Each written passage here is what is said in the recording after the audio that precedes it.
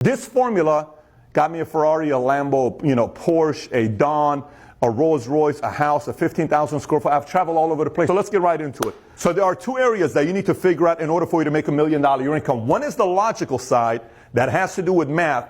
The other one is the emotional side that has to do with belief. We'll get into this, which is going to be some unique stuff you have not heard before. To make $1 million your income, there's so many different ways that you can break down the math to make $1 million your income. So let's go over here right now, Mario, together. Let's look at the first one. The first one is just sales. So pick any product that you want to sell. You don't have to, it can be insurance, it can be any product you're selling that's $1,000 sale.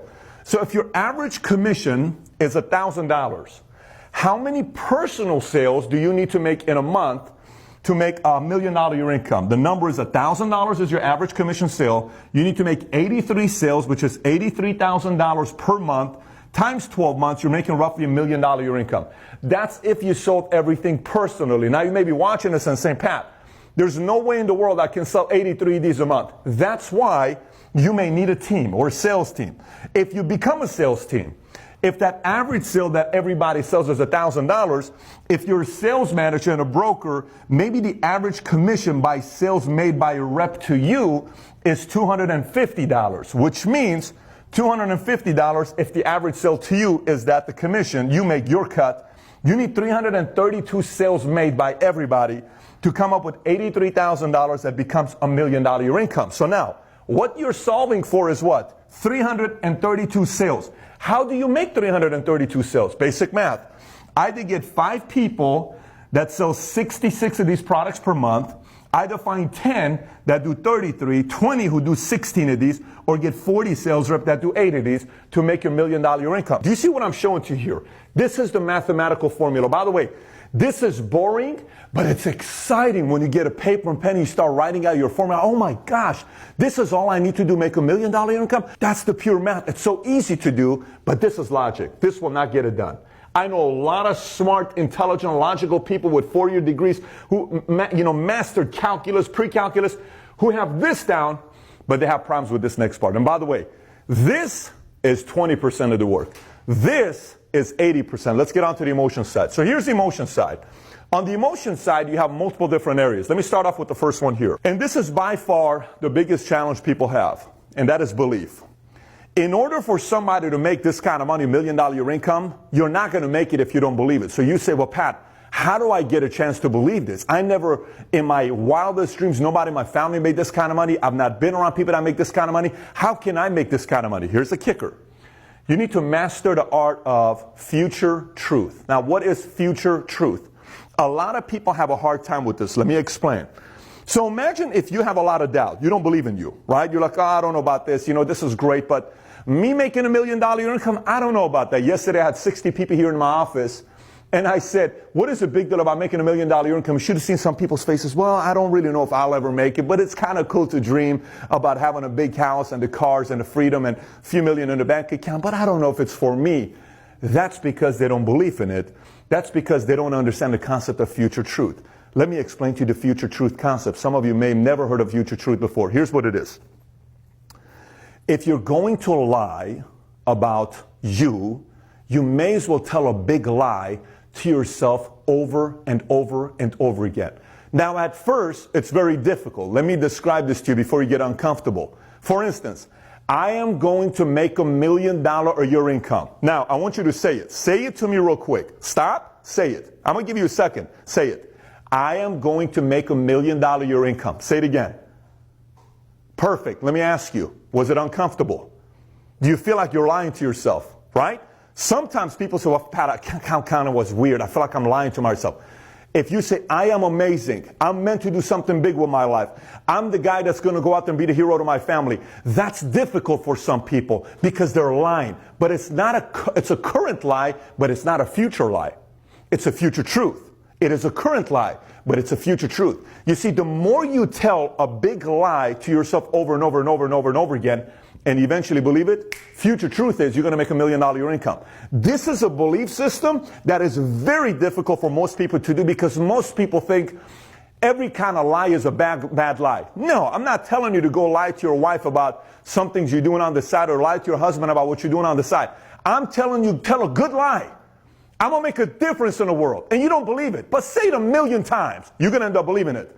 I'm meant to do something special in my life. There's no way in the world God put me on this planet to just be a regular guy. No way. The blood in here is boiling. I want to do something big with my life. This guy was put on this planet to make a difference. Say it over and over and over and over and over and over again. Convince everybody in the world. The entire time you're just trying to convince one person, and that is you. And that's the game of future truth. And for some of you that are making $4,000 a month for the last 20 years, you really need to start lying to yourself. I'm talking to you. You really need to start this moment, start telling a lie to yourself on how special of a human being you are. Over, and don't expect anybody else to do it. For instance, when you say, honey, I wish you would have told me more nicer things. Mom, how come you don't tell me nicer things? Dad, how come you don't tell me nicer things? Don't wait on them. Start with you. Question everything. Everything. When your mom and dad say something and it doesn't make any sense, like, it's hard to, not everybody's going to make millions. Honey, it's not us to make millions. Don't sit there and let them say it. Stop them. Listen, Mom, I don't believe you. Dad, I don't want to believe you. Bro, I don't want to believe you. Dude, I'm not with you. I don't want to buy into that concept. Say it to them. Question them. Challenge them. Don't let them get away with it by saying it around you, because if you sit there and you don't question that thing, that means you bought into it. That means you believed it. You got to question the stuff you tell yourself. Stop yourself. Wait a minute. Is that even true? I don't believe you. You to yourself, I don't believe what you're saying, bro. I don't want to believe you. I'm not buying what you just said right now. Question every single thing. Why do I believe this way? Why do I think this way? Why am I wired this way? Is that thinking even right? Why do I even do this? We had a meeting last week with my staff. This is a different meeting than yesterday. Yesterday's was sales. Last week's was staff. And one of our employees, they were required, every one of them was required to read the book Principle. And if they didn't read it, some of them were going to get fired. And, we had the meeting. So I was speaking about this. And one lady said, well, in this book, what I took away from this book was the fact that I think sometimes in companies, the executives need to understand that everybody's different. And not everybody, does this and does that. I said, ma'am, stop. I said, did you even read the book? No, I didn't read the book. I said, why is it that the first thing you got out of the book is how you can fix everybody around you instead of how you can fix you? You see, the only way your income's going to grow is by focusing all the things that you got to do on you to improve. If you fix you, everybody else around you is going to be fine. But you got to fix you. And I asked the following question. I said, here's a question for you. I said, what's the most money you've ever made in a year? Don't say it publicly. Just think about that number. What is the most money you ever made in a year? Then I said, go back 10 years ago. How much has that income changed and why? Why? Why has that income not changed that much? If 10 years ago you were making $16 an hour, 10 years later you're making $16 an hour, why is that? Why is your market, value in the marketplace the same thing?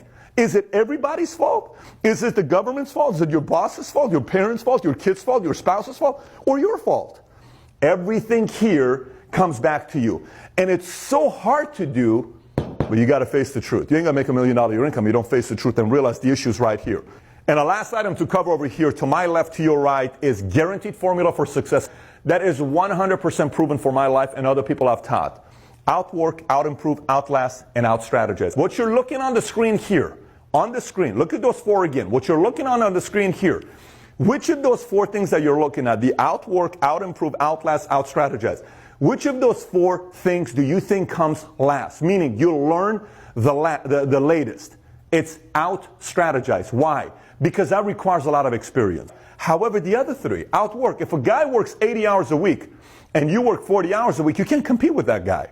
If you yourself are reading 2, 3, 4 books a month and you're developing your mind and your competitor is not, and he only reads 1 or 2, and you study in industry articles and all this other stuff, and they're not, you're studying how to recruit CEOs, CFOs, COOs, CMOs. What is the best way to stretch this $1 million investment that I got to make this happen? Who should I talk to be part of a group for mentors and CEOs group and all these? Who should I network with? What community should I be a part of? Who's the best engineers, IT firm to hire? What are these competitors doing? What are some of the guys that are not even in my market? If you start studying those industries, somebody else isn't. It's tough to compete with you. And then outlast. Some people work 80 hours a week for a year, and that's great. But they can't work 80 hours a week for 3 years. Some work 80 hours a week for 3 years. But you work 80 hours a week for 5 years. You outlasted the guy that did 3 years or 1 year. They can't compete with you because the compounding effort favors you. So these 4 things that you look at on the screen require one thing, and that's discipline. And the discipline part, you don't hear a lot about. That's the things people do when nobody else sees. That's when you win.